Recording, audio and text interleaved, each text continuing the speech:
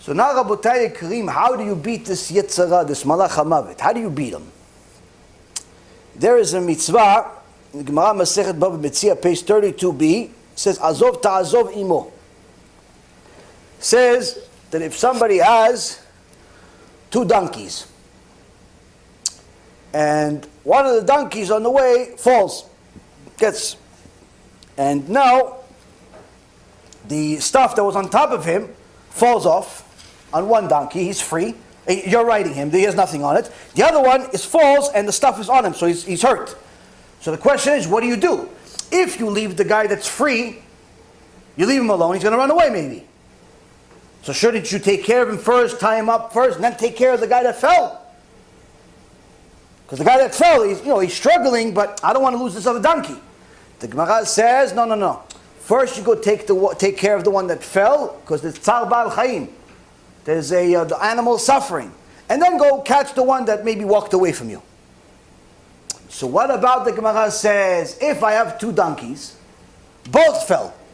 One belongs to my hater, and one belongs to my lover, my friend.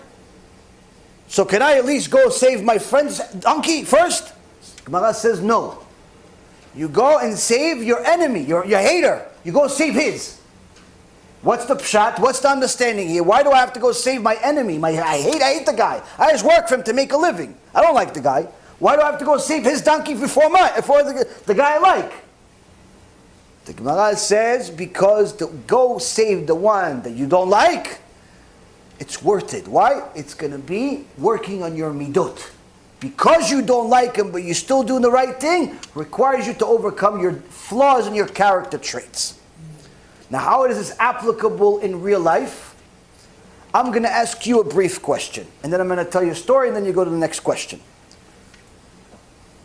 If somebody came to you, rabbi, you were all rabbis, even the girls were all rabbis, okay, and said to you, listen, I'm new in this Torah world.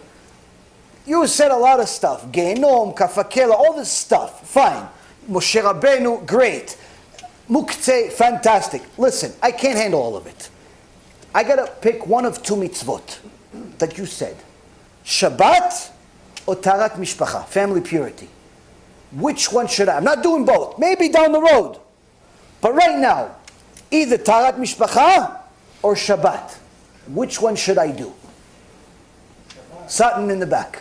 Both are covered, so if he does Tarat Mishpacha, at least he's not causing his wife to spouse and have covered as well. So you have to keep one, I think, Tarat Mishpacha. Okay, Sutton says that. No? Who says? Shabbat. And why Shabbat? Shomer Shabbat. Okay. Who else has a different opinion? Third opinion? I think that I would say for him to keep the Sabbath, because when he keeps the Sabbath, it'll bring his family together. Okay, brings his family together by keeping Shabbat. No. Chabud? That it's not pick and choose. I mean, you got to do all of it. No. I have one. I know it's not pick and choose, but I'm doing one. Which one? Tell me, Rabbi Joshua. Tell me, Shabbat or Tarat Mishpacha? You got to keep both. Thank you very much for you got to keep both. I'm picking one. Give me one. Sorry, it's correct. I understand, so I'm not going to do nothing. So I should do 0? I mean, start with what? 1. Give me one. Start with 1. Which one? You're not a good rabbi right now. You got to give me one. 50-50 chance. You got to do both. Got to do both. Okay. He's not lenient at all, this guy. He's a tough rabbi. Satmil. No? One of them is Ben Adam Makom. Ken? One is Ben Adam Machadro. Okay. If you say it does, tell me which one should I? I'm a new Baal Tshuva. I have one mitzvah I'm going to keep. Shabbat, Tarat Mishpacha. Which one? I don't know which one is. That's the question I'm asking you. Which one would you say? If I was a new Baal Tshuva, I came to you, I said, give me one. This is not an easy question. It had to go to the Gdol Ador. This question had to go to the Gdol Ador. It's a real question. It came to a Gdol Ador. It went to Rabbi Yashiv. I would assume that. Tarat Mishpacha. Give me a reason. Okay, what are you thinking? No, give me a reason. I would think it's Ben Adam Makom. Okay, so Shabbat. Shabbat. The other one is Ben Adam Machadro. Well, I mean, technically, Tarat Mishpacha is also Ben Adam L'Makom. It's Tarat Mishpacha is from Hashem. It's not from your wife. Hashem said to keep Tarat Mishpacha, not your wife. Right, but it's, Hashem also said to keep Shabbat. Both of them are karet.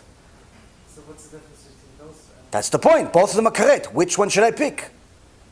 Either way, I'm in trouble, but the bottom line is at least I'm keeping one of them. At least I'm going to be in less trouble. So, there's the 7 Jemim of Gehenom either way, but the point is at least less time. Only 1.5 million years, not 2. No, you said your answer. You stick with your answer. I want other people to give me an answer. Well, you guys don't know hypothetical situations, huh? You guys are not such good rabbis. You're fired. No, give me one. Shabbat, because all the people will know you're breaking Shabbat as a Hilul Hashem. Okay, Shabbat, if you will. Okay, so it's a tough question, guys. It's a tough question. It had to go, it's a real situation, it had to go to the Gedol Ador. Who? Rabbi Yashiv. The Rav came to Rabbi Yashiv and said to him, listen, Rabbi, this guy's a tough cookie. I deal with Kiruv Rechokim, I try to help people do TeShuva. This guy says, listen, I like you, I like what you're saying, I'm just not going to do it. I'm going to do one mitzvah. Tell me which one. Tarat Mishpacha or Shabbat? Which one? Rabbi Yashiv said, Tarat Mishpacha. Why is it Tarat Mishpacha? Why is it Tarat Mishpacha? Rabbi Yashiv said Tarat Mishpacha for 2 reasons. He says, first of all, Tarat Mishpacha has to do with 2 people. Shabbat is 1 person. So at least when he does Tarat Mishpacha, 2 people are making a mitzvah and 2 people are not making a sin. Whereas Shabbat is just him keeping it. It's just him. Yeah, his wife may join, may not join, but the mitzvah itself doesn't force her to be a part of it. So that already is better. But secondly, which is the most critical, is what we learned from this Gemara, from the Chamor, from the donkeys. What did we learn from the donkeys here? From Gemara Mitzvah? We learned that if there's a donkey that fell, and it's owned by your hater, and there's another donkey that fell, and it's owned by your lover, you go help the donkey that's by your hater. Why? To work on your midot. You keep Shabbat, it doesn't help your midot. Why? You keep Shabbat, there's no real desire to go violate Shabbat. You don't have some crazy desire, I want to turn on the screen for no reason and not watch it. It's on. No one cares. It's not a desire. But to be with your wife and not to be with her for a certain part of the month, that requires you to overcome your character traits, to overcome your desires, to put everything under control and not be an animal. If he learns not to be an animal, eventually he's going to keep Shabbat in the entire Torah. That's why the Gedol Ador says, you have to do Tarat Mishpacha. Not that Tarat Mishpacha is more important than Shabbat, but rather we're going to win more with this one. Because this one requires 2 people, and on top of it, it requires him to work on his midot. And if he works on his midot, eventually he's going to keep the entire Torah. If he doesn't work on his midot, eventually he's going to violate Torah anyway. There's many people that keep Shabbat, Reshaim Gemurim. Plenty. This is one of the most important things. Why? Because the Satan tells you, listen, you learn, you don't have to have good midot. You keep Torah, you don't have to have good midot. Why? You're stingy, you're this, you're that, you're doing a mitzvah. So what if you told the homeless guy, no, go get a job? So what if you told the rabbi, listen, I don't think you know what you're talking about in front of his students, or at all. So what if you embarrassed your wife a few times, you yelled at her, you gave her a nice punch maybe. Like one tzaddik says, listen, Rabbi, my wife gets on my nerves, so, I show her what's going on. I said, what? What do you mean you show her? What do you show her? What do you show her? Shiur Torah? He goes, no, I show her what's going on. So what do you show her? What do you show? What do you mean? No, last time I just, she didn't, and I said, no, speak English to me, or Hebrew, whatever you want. He says, no, she just did something I didn't like, so I gave her a nice elbow, she never did it again. I said, tzaddik, in Gehenom, they're going to cook you. And in this world, if they had a Sanhedrin, they cut off your hands. Tzaddik, you show your rabbi. You thought you're doing good. Why? Because she didn't cook the children the right way, because she didn't say Kriyat Shema the right way. Tzaddik. Poor women cry to me on a weekly basis because of these reshaim husbands, and sometimes the opposite. Poor husbands calling about their reshaim wives because they think they're tzaddikim.